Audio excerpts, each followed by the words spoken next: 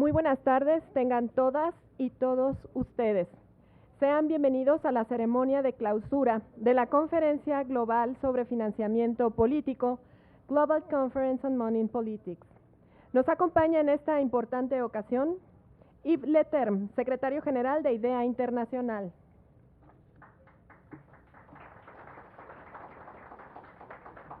La asesora económica principal de Iniciativa Política del Desarrollo Económico de África, Obiageli Ezekwesili.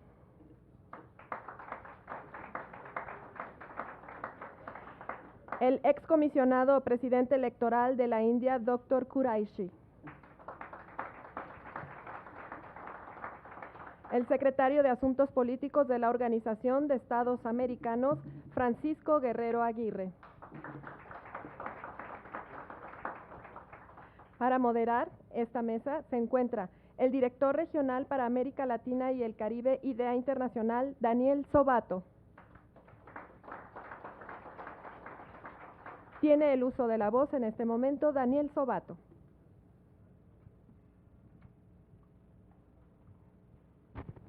Muy buenos días a todas y todos. Un gran placer tenerlos aquí en la ceremonia de clausura de esta importante conferencia global sobre dinero en la política.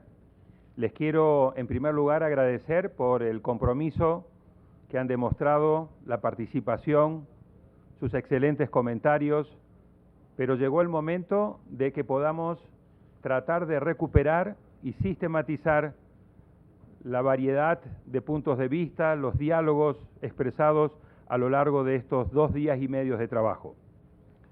La metodología que los organizadores de este evento le proponemos es la siguiente. En primer lugar, queremos presentarles a ustedes de manera sucinta, a través de 4 relatores, los principales puntos, algunos de los principales puntos que fueron identificados en cada uno de los 4 áreas temáticas en las cuales estuvo organizada esta conferencia. Es decir, cuáles puntos o cuestiones deseamos rescatar, destacar respecto del tema sobre cómo generar condiciones más equitativas en la competencia electoral en materia de financiamiento. En segundo lugar, cuáles son las ideas más importantes que queremos destacar y compartir con ustedes que surgieron de los debates en relación con el tema de la transparencia y de la rendición de cuentas. En tercer lugar, las que tienen que ver con el tema de cómo ayudar diseñando mecanismos efectivos para evitar la penetración del dinero del narcotráfico y del crimen organizado en la política y en las campañas electorales. Y en cuarto lugar, cuáles son las medidas, las recomendaciones que hemos rescatado de los debates en relación con el tema de cómo fortalecer el cumplimiento de las normas y el fortalecimiento de los órganos de control. Cada uno de los relatores que voy a invitar a hacer uso de la palabra lo va a hacer por 5 minutos cada uno de ellos, y una vez que hemos agotado los primeros 20 minutos en cuanto a la presentación de las relatorías, voy a dar el uso de la palabra a los 4 miembros que nos acompañan en la mesa principal, empezando por el doctor Qureshi, quien va a dar su punto de vista respecto de las conclusiones, pero desde una óptica o una mirada de los organismos electorales. Luego va a hacer uso de la palabra Obiageli Ezekwesili, quien va a dar su opinión desde la perspectiva, desde la sociedad civil. Y en tercer lugar lo va a hacer Francisco Guerrero desde la perspectiva de una organización regional como es la Organización de Estados Americanos. Luego vamos a abrir un periodo de preguntas, si es que en la audiencia hay no más de 3, 4 preguntas, devolución y respuestas a esas preguntas, y en último lugar va a hacer uso de la palabra el secretario general de IDEA, el señor Yves Leterme, para hacer la reflexión final y el cierre de esta conferencia global. Así que, siguiendo esta metodología, le invito en primer lugar a Marcin Walewski a que nos acompañe y haga la presentación de las ideas principales en relación con el tema de la generación de condiciones de competencias de equidad en materia electoral. Martín.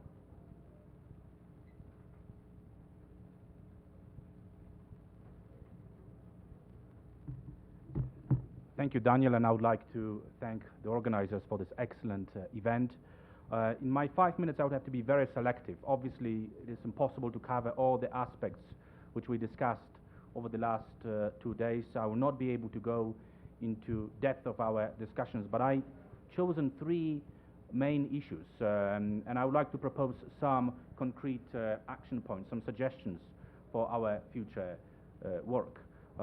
Indeed, promoting a level playing field is an art in finding a balance which gives each party candidate a reasonable opportunity to participate in political life and put across political message. Yet recognizing the growing risks associated with state capture and the lack of equality, a number of actions are needed to move forward our reform agenda. And I would like to propose the following 3 points. In one of the sessions, we focused on the issue of misuse, abuse of state resources. And I think more needs to be done in terms of recognizing and addressing the problem of abuse of state resources. Unequal level between the incumbent and a challenger are further affected in many countries by the misuse of state resources. Abusing government resources to secure re-election of those in power or over-subsidizing ruling parties is still a problem in many of our countries around the world.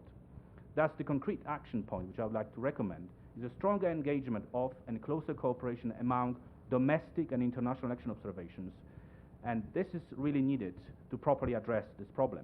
Concrete steps to prevent abuse of state resources need to be reflected in election observation reports, and methodologies to observe abuse of state resources need to be exchanged among organizations working on election observation. The second issue which we've discussed over the last 2 years is the issue of public funding. And apologies, I will not be able to cover all the issues related to public funding. I would like to focus on 2 of them. Allocation of public funding to the traditional parties, often ruling parties, prevents new competitors or small parties from benefiting from benefits of state funding. This could lead to a cartelization of political parties. In addition, in majority of democracies, we see that public opinion is very skeptical about unconditional support parties receive from the taxpayers. Thus, I would suggest that we should engage ourselves in a serious discussion supported by solid research on impact and effectiveness of public funding regimes. The fairness and effectiveness of different public funding systems need to be discussed and good practices promoted among democracies. The third issue, which I will focus on, is the issue of addressing lack of gender equality in politics. Politics dominated by money is politics dominated by men. Lack of financial resources is one of the key barriers for women political participation. Political parties receiving subsidies need to take into account the principle of de facto equality for all candidates, particularly women. Talking about leveling the playing field, we should also keep in mind equal participation of women and men in politics. Allocation of public funding should be contingent on compliance with the requirements for gender equality. Parties which do not subscribe to the principle of gender equality and de facto discriminate women should not be supported with public funds.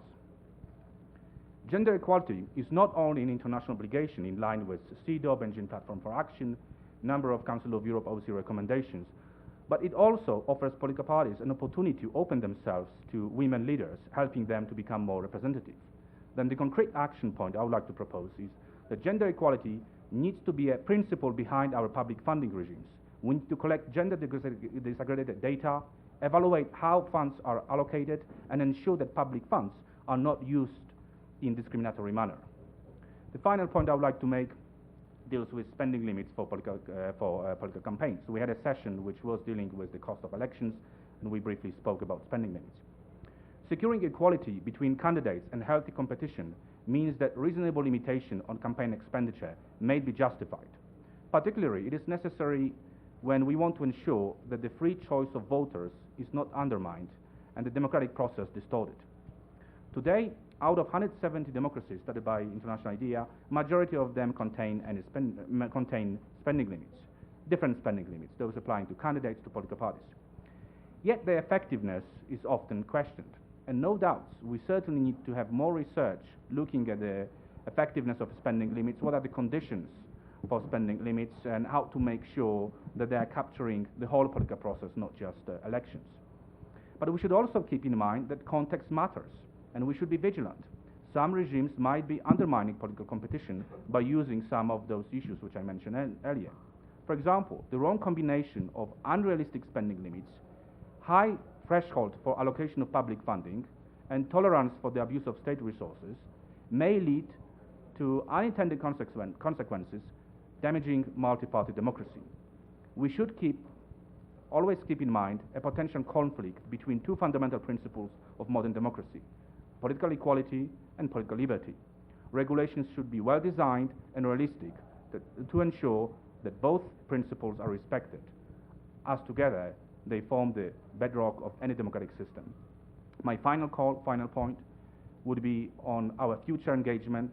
Our future proposals for leveling playing field need to take into account public expectations, yet they need to be driven by research and solid evaluation. Thank you very much indeed.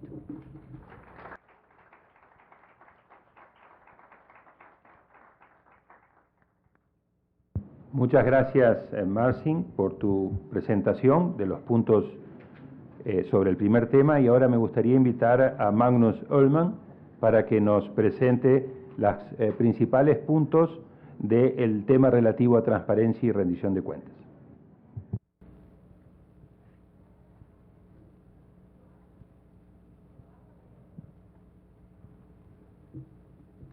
Thank you very much. I'll present 4 points coming out of the discussions during the last 2.5 days. The first is that while there are many regulations important for solving problems in money and politics, and Marcin has mentioned a number of them, most of these depend on at least a reasonable level of transparency. We need to consider the sequencing of reforms, and first of these need to be financial reporting and publication. Most countries in the world have not sorted out that issue yet. Once we have these reports, we need to consider how we can review their accuracy. The second point is that we must recognize the limits of transparency and the limits of what transparency can bring. And I'll just mention 2 aspects of this.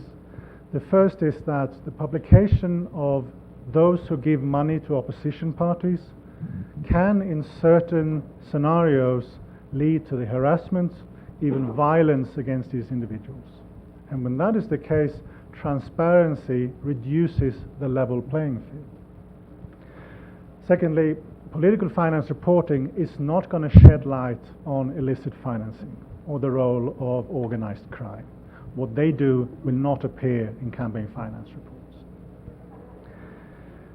Thirdly, there is a need to get stakeholders to take compliance seriously. There are many aspects of this. A crucial one is that most reporting systems in the world are developed without consultation of those who are required to submit reports. At the end, the participation of political parties and candidates is necessary for us to get effective disclosure and transparency. I suggest that the discussions at this conference point to the need for us to develop a formal international standard for political finance reporting and publication. This can be using the International Standards on Auditing or the International Standards Organization, as you wish. But this standard should include consultation with the regulated community as a required criteria. The final point is that this standard should recognize the advantages of electronic solutions for financial reporting and publication. Yes, there are some cases where this may not be feasible, but the assumption should be that electronic solutions should be used rather than the other way around. There are 154 countries in the world that have financial reporting requirements. We need to establish in 2015 how many of these publish financial reports online. And then we should strive to double that number in the next 5 years. Oh, and I really mean that about a formal standard for reporting and publication. ISO 37001 is about anti-bribery management systems. Why can't ISO 37002, or ASA if you prefer, be about financial reporting and publication? Thank you.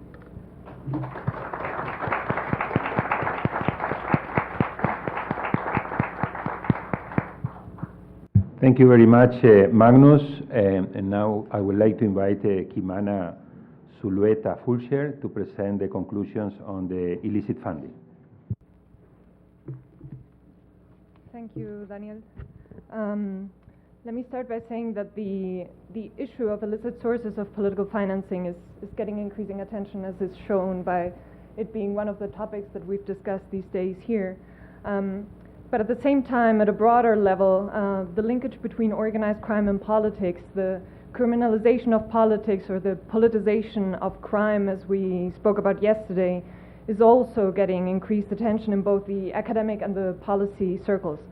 And while in the past 10 years perhaps the amount of information available has increased exponentially, I think we can safely say that we're still at a rather initial stage in the process, and that there's much more policy-oriented empirical research needed in this area that would feed ideally into policy making. Still, there are three issues that I'd like to mention about the nexus between organized crime and politics that we need to take into account. The first one is the fact that while politics might be local, organized crime is increasingly transnational, the product of global market and of global demand, where we need solutions at both the local and the global level, from enforceable declarations and resolutions at the UN at the regional level to specific local policies that increase service delivery and accountability, or even more specific policies on offshore asset confiscation, for instance. Second, some of the key characteristics of organized crime is its dynamism, its sophistication, but also its adaptability to the context at hand, and therefore the difficulty of tackling it once and for all, or the impossibility of tackling it with narrow type of policies. The third characteristic is that organized crime feeds on patronage networks and on weak and maybe corrupt political party systems, which are the bread and butter of most of our countries. And as Robert Gerenges said yesterday, clients are at the mercy of patrons in absence of alternatives, in absence of jobs, in absence of economic autonomy, and it is really a structural problem. But beyond these three characteristics, we've also talked about four more or less specific policies that could help tackle the nexus between organized crime and politics, and I say help tackle because we're all aware of the fact that we will not be able to eliminate this phenomenon. The first and most general one, perhaps, is the need to design long-term civic education curricula at all levels of the educational system. And this will not bring results in the short term, of course, but may in the long term, and we need to take this seriously. Second, the need for both national and international actors to devise mechanisms to incentivize, support, or even put pressure on state institutions in order to achieve judicial independence, including also the independence of anti-corruption bodies, which are of crucial importance, of course. We've heard about the Guatemalan case in the past days, the key role of civil society organizations, but also the key role of the International Commission Against Impunity. Also, the UN Special Rapporteur for judges, the independence of judges and lawyers, has played an important role in other contexts. But key to the impact of these organisms is the role of civil society organizations and investigative journalism in putting pressure from below, in exposing what could be perhaps called exemplary scandals that make sufficient noise to put these issues on the table. Third, and understanding the key role of political parties in both being infiltrated and being the bodies that actually decide on legislation, there is a need to strengthen the link between political parties and their constituents and citizens at large, also by strengthening the internal democratic statutes of political parties. Some countries have come up with very specific policies, legislations to try to avoid the nexus between organized crime and politics, like the Ficha Limpia or Clean Record in Brazil, the Ventanilla Única in Peru, the Empty Chair in Colombia. You all know all of these policies. Maybe we need more research on how these mechanisms may conflict or not with human rights or rule of law considerations of different types. But these countries have been thinking ahead on these political party regulations in terms of how they interact with organized crime. The fourth consideration is that legislative or regulatory frameworks are no silver bullet, as Mark Shaw said yesterday. They are necessary, but also need constant revision to adapt to the very dynamic phenomenon of the nexus between organized crime and politics. Finally, let me put forward one possible action point for all people present here, which is the clear need for regionally based comparative knowledge on how countries in different regions are trying to tackle the link between organized crime and politics. And there are some organizations who have already started with this type of research. International IDEA is one of them, of course. The Netherlands Institute for Multi-Party Democracy, the Klingendal Institute, the Global Initiative Against Transnational Organized Crime, and others. But we need to continue with this research. Thank you very much.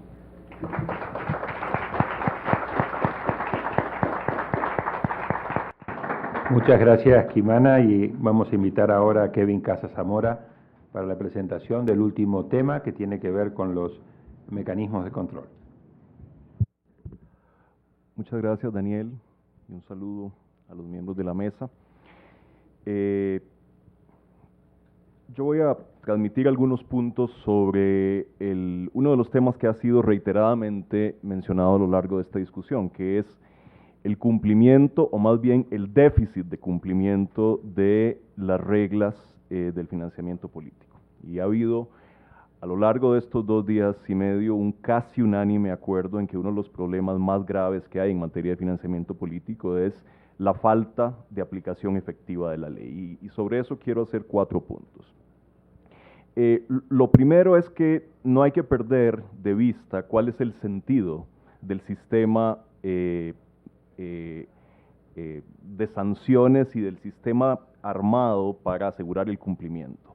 Lo principal de un sistema de sanciones no es imponer las sanciones, sino prevenir las violaciones y fomentar el cumplimiento voluntario de la legislación. Ese es el primer objetivo que debería tener un sistema de sanciones.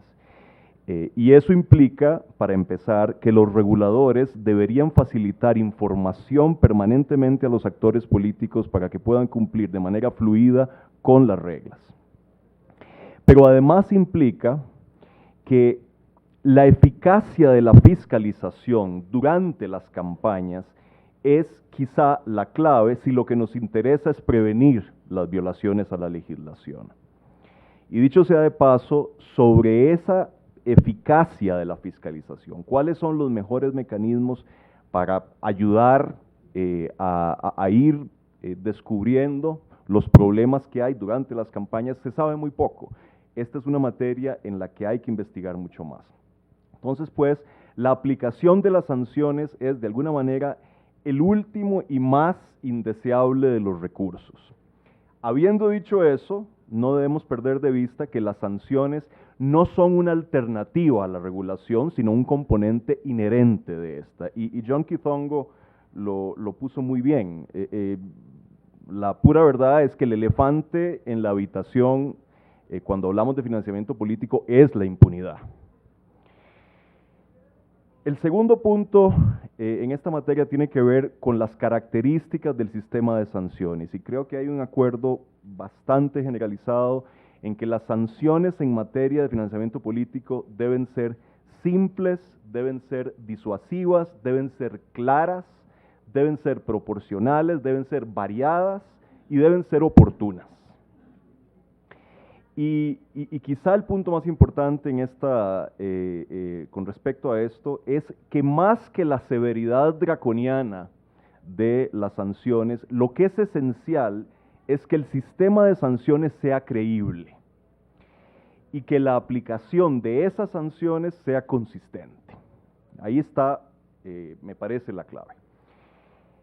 Y mucho de esto depende del tercer punto que voy a hacer. Y el tercer punto tiene que ver con la efectividad e independencia de quienes supervisan el cumplimiento de esta legislación y sancionan.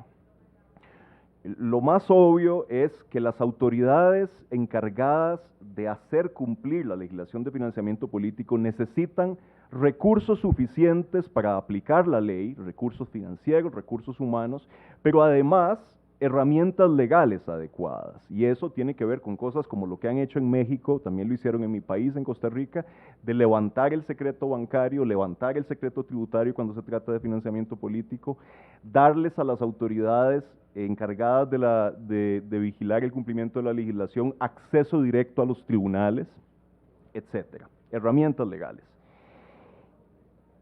Y depende crucialmente de la independencia de esas autoridades. Y este es un punto que ha sido reiterado a lo largo de estos 2 días y medio. Marin Marcela decía en alguno de los paneles que, y yo personalmente tiendo a estar de acuerdo con esto, que en ese sistema para asegurar el cumplimiento de la legislación, de preferencia, ni los partidos ni el gobierno deben estar involucrados.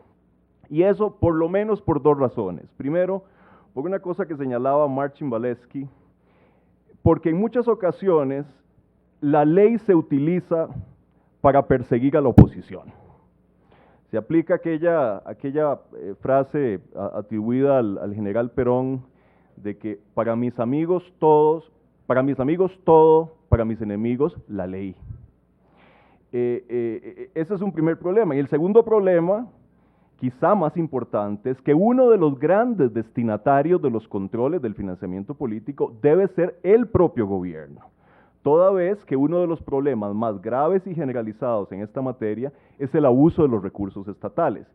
Y esto, el abuso de los recursos estatales, me parece que nos lleva tanto a un punto de investigación, creo que hay que saber mucho más sobre esto, pero también a un punto de acción. Yo creo que sería maravilloso que todos tratáramos de colaborar en el desarrollo de metodologías que permitan a los entes que hacen observación electoral incorporar esto como parte de su trabajo, incorporar esto como un componente habitual, inherente del trabajo de monitoreo electoral. Habida cuenta de que es un tema muy importante. Si no lo hacemos, francamente, vamos a condenar a las observaciones electorales a ser cada vez menos relevantes. El cuarto punto. Cuando hablamos de la efectividad de los controles del financiamiento, como en muchas otras cosas en esta discusión, es muy importante abrazar un enfoque holístico de este problema, en por lo menos 3 formas. En primer lugar,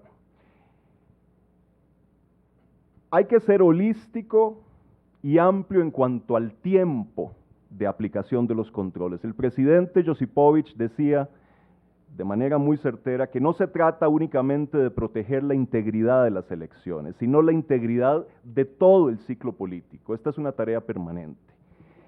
Hay que ser holístico a la hora de pensar en quiénes coadyuvan en este proceso. Esto no es un trabajo únicamente para los reguladores. Armando Novoa, de Colombia, hacía una observación muy interesante. Decía que cuando se produjeron serios casos de penetración del crimen organizado en la política colombiana, las soluciones no vinieron del sistema político, sino de una confluencia de actores, algunos medios de prensa, la sociedad civil organizada y los jueces. Entonces hay más que reguladores en esta discusión. Y en tercer lugar, y muy importante, hay que ser holístico a la hora de pensar en los instrumentos que son necesarios para asegurarnos el cumplimiento de la legislación. La regulación del financiamiento político, stricto sensu, es parte de un ecosistema de regulaciones y de protecciones a la integridad de la política. Un ecosistema en el que entran las protecciones, las regulaciones al lobbying, en el que entran las regulaciones que tienen que ver con el conflicto de interés, las declaraciones de activos, la protección a la libertad de prensa, las normas que hacen al secreto bancario y tributario, las normas que tienen que ver con el lavado de dinero, las normas de protección a los denunciantes, las reglas de inmunidad parlamentaria, como lo mencionaba ayer Sergei Levchenko. Todas estas cosas tienen que trabajar al unísono. Y las regulaciones al financiamiento político y su cumplimiento no pueden estar divorciadas de este ecosistema más amplio. Y un punto final sobre esto de los instrumentos, un punto específico sobre el que creo que debemos pensar y actuar mucho más. Cuando hablamos de instrumentos para asegurar el cumplimiento de la legislación y de las reglas de financiamiento, es esencial que discutamos sobre el papel de las nuevas tecnologías. Las nuevas tecnologías pueden ser un instrumento muy poderoso para mejorar los niveles de cumplimiento, y esto es un tema de investigación, pero también de acción. Creo que aquí hay, en las organizaciones representadas en este foro, hay muchísimo talento para desarrollar aplicaciones y todo tipo de instrumentos para aprovecharnos de las nuevas tecnologías en función del cumplimiento de la legislación y los controles del financiamiento político y de la integridad política más ampliamente. En última instancia, mejorar el cumplimiento de las reglas y eliminar la impunidad no es una tarea únicamente de los reguladores, sino de toda la sociedad. Una sociedad, como se ha dicho aquí, vigilante, permanentemente vigilante, es la mejor protección de la integridad de las elecciones y de la política en general. Gracias.